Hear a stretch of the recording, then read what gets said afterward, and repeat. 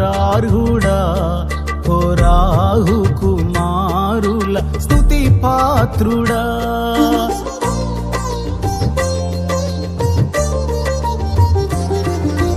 దావీదు గానాల స్తోత్రార్హుడా కోరాహు కుమారుల స్తుతి పాత్రుడా. నా స్తుతులన్నిటిపై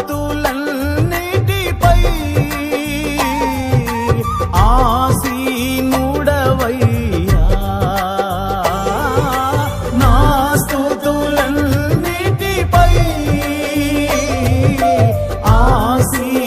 ఆసీనుడవయ్యా.